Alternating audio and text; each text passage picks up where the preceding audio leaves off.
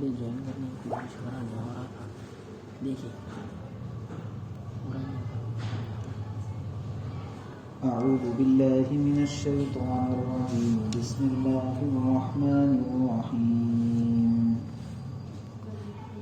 قال اجعلنی علی خزائن الارض انی حفیظ علیم وكذلك مكنا ليوسف في الأرض يتبوأ منها حيث يشاء نصيب برحمتنا من نشاء ولا نضيع أجر المحسنين ولأجر الآخرة خير للذين آمنوا وكانوا يتقون صدق اللہ العظیم.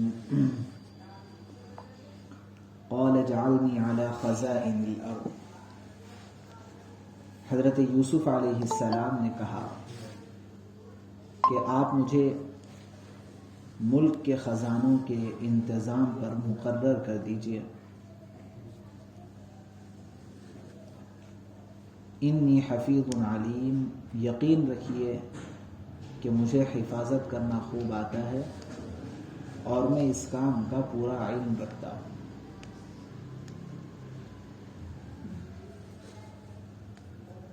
وَكَذَلِكَ مَكَّنَّا لِيُوسُفَ فِي الْأَرْضِ، اور اس طرح ہم نے یوسف علیہ السلام کو ملک میں ایسا اقتدار عطا کیا يَتَبَوَّأُ مِنْهَا حَيْثُ يَشَاءُ، کہ وہ اس میں جہاں چاہیں اپنا ٹھکانہ بنائیں. نصیب برحمتنا من نشاء، ہم اپنی رحمت جس کو چاہتے ہیں پہنچاتے ہیں. ولا نضيع اجر المحسنین، اور نیک لوگوں کے اجر کو ضائع نہیں کرتے. ولا اجر الآخرۃ خیر، اور آخرت کا جو اجر ہے وہ ان لوگوں کے لیے کہیں زیادہ بہتر ہے. للذین آمنوا وکانوا یتقون، جو ایمان لاتے اور تقوی پر کاربند رہتے ہیں.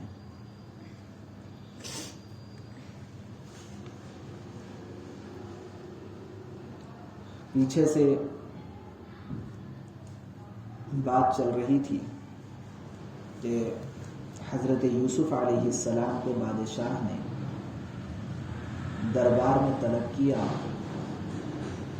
اور اس بات کا آفر کیا کہ وہ بادشاہ اپنا پرسنل اسسٹنٹ حضرت یوسف علیہ السلام کو منتخب کرنا چاہتا ہے. یہ آفر بھی کیا. اس سلسلے میں ایک بات جو شاید گزشتہ تفسیر میں رہ گئی تھی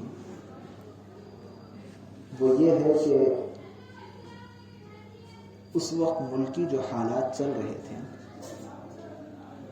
ان حالات کے حساب سے بادشاہ یہ چاہتا تھا کہ جب ایک امانت دار دیانت دار شخص جس کے پاس ہمیں ان تمام حالات کا حل بھی ملتا ہے، جب یہ شخص ہمیں میسر ہو گیا حضرت یوسف علیہ السلام کی شکل میں، تو اب ہمیں بھی اس بات کا لحاظ رکھنا چاہیے کہ اپنے ملک و مملکت کے سلسلے میں ہم اس سے کیا فائدہ اٹھا سکتے ہیں. کیونکہ اس وقت کے حساب سے جتنے بادشاہ کے معاونین اور مددگار تھے ان کے حوالے سے اندازہ یہ ملتا ہے کہ وہ لوگ ملک کے مسائل کو نہیں سنبھال پا رہے تھے. بہت زیادہ کرپشن پورے ملک کے اندر چلتا تھا، بہت زیادہ بددینی اور بہت زیادہ جو ہے نقصانات اور بے اعتمادی کی کیفیت حکومت کی طرف سے پورے ملک کے اندر پھیلی ہوئی تھی. یہ جو صورتحال تھی ملک کی، اس کی وجہ سے بادشاہ بہت فکر مند بھی تھا کہ یہ حالات کیسے تبدیل ہوں.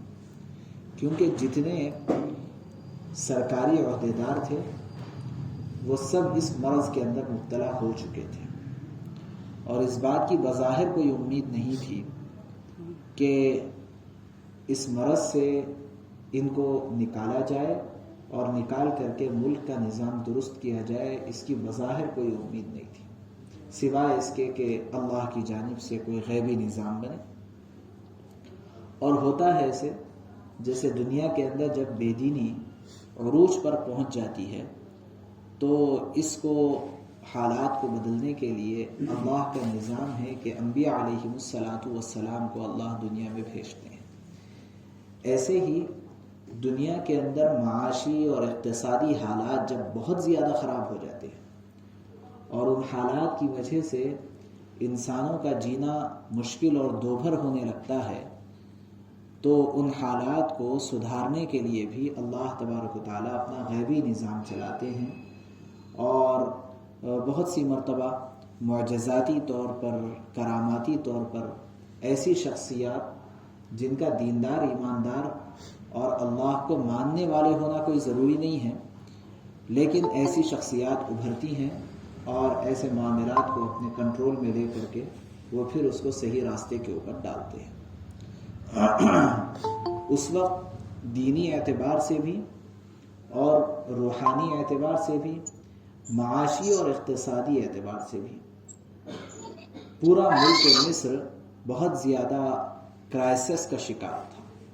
فوڈ کرائسس تو اپنی جگہ تھے ہی تھے، لیکن اس کے علاوہ ہر اعتبار سے ملک مصر میں ضرورت تھی۔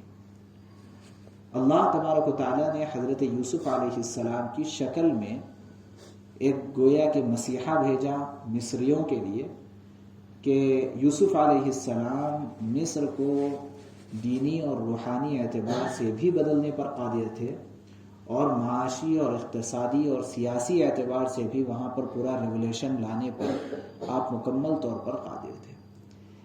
اسی وجہ سے بادشاہ کو ضرورت پیش آئی تنہائی میں بات کرنے کی، کیونکہ یہ بات، یہ مشورہ، یہ میٹنگ جو چل رہی تھی وہ گویا کہ پورے سرکاری نظام کے خلاف چل رہی تھی، کہ اب جو ہمارا سرکاری نظام ہے، اس سرکاری نظام کو بازو رکھ کر کے ہم ایک دوسرا سرکاری نظام ڈیولپ کریں گے، گویا کہ یہ میٹنگ تھی۔ اس لیے قرآن پاک نے جو تعبیر استعمال فرمائی ہے وہ فرمائی استخلصہ لنفسی، یہ تعبیر استعمال فرمائی کہ میں انہیں اپنا خاص آدمی بنا کر کے رکھنا چاہتا ہوں، کیونکہ عمومی انداز میں اگر یہ میٹنگ ہوتی تو اندیشہ اس بات کا تھا کہ سارے لوگ اس کی مخالفت پر اتر آتے۔ اس لیے اللہ تبارک و تعالیٰ نے حضرت یوسف علیہ السلام کو اسی گائیڈ لائن کے اوپر، گویا کہ اسی طرز کے اوپر اللہ نے حضرت یوسف علیہ السلام کو تیار بھی کیا۔ تو بہرحال جب بات چیت ہو گئی تو بات چیت ہونے کے بعد اب پروموشن ہو گیا یوسف علیہ السلام کا، اور کہنے لگا بادشاہ فلما کلمہ قال انک اليوم لدینا مکین امین، کہ اب آپ کے اوپر پورا بھروسہ بھی کیا جائے گا اور ہمارے پاس آپ کا ایک بڑا مقام و مرتبہ بھی ہوگا۔ لیکن یہ بات تھی کہ اچانک پورے نظام کو ختم کر دینا اور سارے لوگوں کو اپنے اپنے عہدوں پر سے ہٹا دینا، اور بادشاہ نے یہ کہا تھا کہ میں اب صرف برائے نام سلطنت پر رہوں گا، تخت نشین رہوں گا، پورے اختیارات تمہارے حوالے رہیں گے۔ گویا کہ بادشاہ نے حضرت یوسف علیہ السلام کو عزیز مصر کی جگہ دینا چاہا۔ دو روایات ہیں، ایک روایت یہ ہے کہ اس وقت تک عزیز مصر کا انتقال ہو چکا تھا، اس وجہ سے بادشاہ عزیز مصر کی جگہ دینا چاہتا تھا۔ دوسرے یہ ہے کہ انتقال نہیں ہوا تھا لیکن بادشاہ عزیز مصر کی جگہ دینا چاہتا تھا، لیکن یوسف علیہ السلام نے یہ کہہ کر کے قبول نہیں کیا کہ عزیز مصر کا تو میرے اوپر اتنا بڑا احسان ہے کہ پوری زندگی ان کے گھر میں گزر گئی، میری پورا بچپن اور پوری جوانی ان کے گھر میں گزری ہے، لہٰذا ان کو میں سیٹ پر سے ہٹا کر کے کیسے سیٹ پر بیٹھوں گا۔ تو یہ دو روایات یہاں پر ہیں.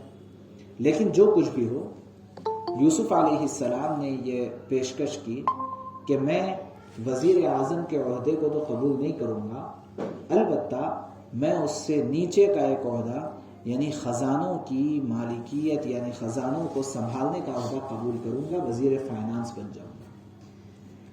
اس کے سلسلے میں جو بات حضرت یوسف علیہ السلام نے بتائی ہے اس میں اپنی دو صفات کا بیان کیا ہے. ایک صفت بیان فرمائی حفیظ، میں حفاظت کرنے کا ہنر رکھتا ہوں، اور دوسرے علیم، میں اس شعبے کے پیچ و خم کو، اس کے نشیب و فراز کو، اس کے اونچ نیچ کو جانتا ہوں. یہ حفیظ کا تعلق ہے سیرت اور کردار سے، کہ سیرت اور کردار کے اعتبار سے میری تربیت اللہ تبارک و تعالیٰ نے ایسی کی ہے کہ دیانتداری کے خلاف اور خزانوں کے اندر خیانت کرنے کے حوالے سے آپ میرے اوپر پورا بھروسہ کر سکتے ہیں کہ میں ذرے برابر بھی خیانت نہیں کروں گا، پوری حفاظت کا انتظام میں کروں گا. دوسرا علیم کا تعلق ہے اس شعبے کو پروفیشنل انداز میں لے کر کے چلنے کی جو ضرورت پیش آتی ہے اس سے اس کا تعلق ہے کہ اب یہ پورے نظام کو صحیح طریقے سے کیسے ہم لے کر کے چلیں گے، اس کا ہنر اور علم مجھے. یہاں مفسرین کا کہنا یہ ہے کہ دراصل کسی بھی زمانے میں جو اللہ نے یہاں پر خصوصیت سے اس کو ذکر کیا ہے، اس کی وجہ یہ ہے کہ کسی بھی زمانے میں کوئی بھی بڑے عہدے کو لے کر کے چلنے کے لیے یہ اندرونی اور بیرونی صفات کا ہونا بندے کے اندر ضروری ہے. کہ اگر ہم کسی کو کوئی بڑا عہدہ دینا چاہتے ہیں، سب سے پہلی بات یہ ہے کہ اس عہدے کے سلسلے میں ان کے دل میں اور ان کے سیرت اور کردار کا کیا لحاظ ہے، کہ کہیں ایسا تو نہیں ہے کہ عہدہ مل جانے کے بعد غرور اور تکبر ان کے اندر پنپ جائے، عہدے کا ناجائز استعمال کرنا شروع کر دیں، عہدہ مل جانے کے بعد پھر یہ آپے سے باہر ہو جائے، عہدہ مل جانے کے بعد دھوکہ دہی کا نظام ان کے اندر آ جائے، اور عہدہ مل جانے کے بعد جھوٹ موٹ شروع ہو جائے. یہ عہدہ دینے کے لیے بنیادی طور پر جو سب سے پہلی ضرورت ہوتی ہے وہ سیرت اور کردار کی درستگی ہے. اس سلسلے میں حضرت یوسف علیہ السلام نے فرمایا کہ سیرت اور کردار کی درستگی کے لحاظ سے میرے اوپر بھروسہ کیا جا سکتا ہے اور میں اپنے آپ کو اس سلسلے میں پیش کر سکتا ہوں. اور دوسری جو ضرورت پیش آتی ہے کوئی بھی عہدہ دینے کے لیے کہ اس کام کو پروفیشنل انداز میں کیسے انجام دیا جا سکتا ہے، اس بات کی پوری جانکاری ہونا. ان دونوں میں سے کسی ایک چیز کی بھی کمی ہوتی ہے تو پھر وہ عہدے کا استیصال ہوتا ہے، اس عہدے کا ناجائز استعمال ہوتا ہے. یا تو عہدے دار اس کا ناجائز استعمال کرے گا، یا اس عہدے سے پبلک کو جو فائدہ ہونا چاہیے تھا پبلک کو وہ فائدہ نہیں ہو سکتا. اس لیے حضرت یوسف علیہ السلام نے یہ دونوں باتیں پیش کر کے فرمایا کہ وہ اتنا بڑا وزیر اعظم کا تو عہدہ مت دیجیے، البتہ یہ آپ اگر دینا چاہیں تو دے دیجیے، کیونکہ اس کے لیے جو ریکوائرمنٹ ہے میری صفات کا، میری ویلیوز کا، وہ ریکوائرمنٹ میں فلفل کر سکتا ہوں. یہ فرما کر کے یہ عہدہ دیا. اللہ نے فرمایا کذالک مکننا لیوسف فی الارض. اب تھے کہاں پر؟ ایک چھوٹے سے بچے، اور اس کے بعد بھائیوں کے ہاتھوں مظلومانہ زندگی، اور اس کے بعد کنویں کے احوال، کنویں کی تاریکیوں میں، پھر کنویں سے نکلے تو غلام بنائے جا کر کے فروخت، اور مختلف ہاتھوں سے ہوتے ہوئے عزیز مصر کے گھر میں غلام کی حیثیت سے، اور جب وہاں سے کچھ چھٹکارا ملا، جوانی، وہاں سے جوانی کی عمر کو پہنچے اور تھوڑا سا اطمینان بخش زندگی ہونے کے احوال کچھ سامنے آئے، تو پھر ایک الزام لگائے گئے اور جیل کی سلاخوں کے پیچھے. تو کہاں یہ سب حالات، اور پھر وہاں جیل سے نکلے تو اب اتنے بڑے اور اتنے اونچے عہدے پر کہ کوئی وہاں تک اب تصور نہیں کر سکتا ہے. تو اللہ نے یہاں پہنچ کر کے فرمایا ہے کذالک مکننا. یہ ہے اصل غور کرنے کی چیز. کذالک مکننا لیوسف فی الارض. اسی طرح ہم نے یوسف علیہ السلام کو زمین میں قدرت دی ہے، زمین میں ان کو اقتدار عطا کیا ہے. اب تک یہ اپنی مرضی سے کچھ نہیں کر سکتے تھے، اپنی مرضی سے کچھ نہیں کر سکتے تھے. ان کی کوئی مرضی اب تک چل ہی نہیں سکتی تھی. جب تک بچے تھے اس وقت تک تو باپ کی مرضی چلے گی، اور جب تھوڑے بڑے ہوئے ہوں گے بھائیوں کے ہاتھوں، اس کے بعد کنواں، اس کے بعد غلام کی اپنی مرضی نہیں چل سکتی، اس کے بعد جیل میں، تو جیل میں کوئی اپنی مرضی نہیں چل سکتی. اب تک کے حالات یہ کہ اپنی کوئی مرضی نہیں چل سکتی تھی. اب اللہ نے فرمایا ہے اب یہ صورتحال ہو گئی یتبوأ منہا حیث یشاء. ایسا اقتدار ہم نے عطا کیا کہ وہ اس اقتدار میں اپنے مملکت کے اندر جہاں چاہیں اپنا ٹھکانہ وہ بنا سکتے ہیں. یہ اب ایسا مقام و مرتبہ انہیں ملا ہے. اب اللہ فرماتے ہیں نصیب برحمتنا من نشاء. ہم اپنی رحمت جس کو چاہتے ہیں پہنچاتے ہیں. ولا نضيع اجر المحسنین. اور نیک لوگوں کے اجر کو ہم ضائع کبھی نہیں کرتے. یہ ہمیں ذہن میں رکھنے کی چیز ہے. دراصل یہاں سے پوری امت مسلمہ کو، قیامت تک آنے والے تمام لوگوں کو، ہر گھرانے اور ہر شعبے کے افراد کو یہ سبق دینا مقصود ہے کہ موجودہ جو دشواریاں ہمارے سامنے ہیں، ان دشواریوں کو سامنے رکھ کر کے اسی کے اندر منحصر ہو کر کے مت رہ جاؤ، اسی کے اندر قید ہو کر کے مت رہ جاؤ، بلکہ ان دشواریوں کو اگر صحیح طریقے سے دین و شریعت کے مطابق سہنا سیکھ جاؤ گے تو آگے چل کر کے اللہ تبارک و تعالیٰ کی جانب سے سہولتیں تم کو میسر ہونے والی ہے. اللہ نے مقدر کر رکھا ہے ان سہولتوں. لیکن شرط کیا ہے کہ یہ دشواریاں دین و شریعت کے مطابق گزارے. اگر آدمی ایک پریشان حال تو ہے، بہت مصیبت زدہ ہے، لیکن وہ اس میں نہ اللہ کی مانتا ہے نہ نبی کی مانتا ہے، پریشانی کے اندر کسی قسم کا صبر نہیں، اللہ سے شکایت ہے، اس کو مخلوقات سے اس کو شکایت ہے، جہاں ضرورت نہیں ہے وہاں ہاتھ پھیلاتا پھرتا ہے، اپنی جو ہے کمزوریوں کو اور اپنی پریشانیوں کو لوگوں کے سامنے کہتا اور بولتا پھرتا ہے، شریعت سنت کے مطابق جو اپنی پریشانیوں کو نہیں گزارتا، تو اس کو اس بات کا بھی کوئی حق نہیں ہے کہ وہ آگے چل کر کے بہت ساری سہولتوں کی امید رکھے. سہولتوں کی امید ہمیشہ وہی شخص رکھ سکتا ہے جو اپنی دشواریوں اور پریشانیوں اور مصیبتوں کے زمانے کو شریعت اور سنت کے مطابق صبر و ضبط کے ساتھ گزارتا ہے، صبر و ضبط کے ساتھ گزارتا ہے. اسی لیے یہاں محسنین کا جو ترجمہ کیا گیا ہے وہ ترجمہ نیک لوگوں سے کیا گیا کہ جو نیک لوگ ہوتے ہیں ان کے اجر کو ہم ضائع نہیں کرتے، اور جو برے ہوتے ہیں وہ برے ہوتے ہیں تو گویا کہ ان کی یہ مصیبتیں ان کے لیے دنیا میں عذاب بنی ہوئی ہوتی ہے. تو ان کے لیے یہ کیا ضروری ہے کہ ان کی مصیبتیں آگے جا کر کے ختم ہو جائے گی. لوگ اس طرح سے بہت ساری شکایات کرتے رہتے ہیں کہ اتنے عرصے سے پریشانیاں ہیں اور پریشانیاں ختم ہی نہیں ہو رہی ہیں. تو نہیں ہوگی، یہ ہے امید رکھی جا سکتی ہے آخرت میں اللہ اس کا بدلہ دیں گے.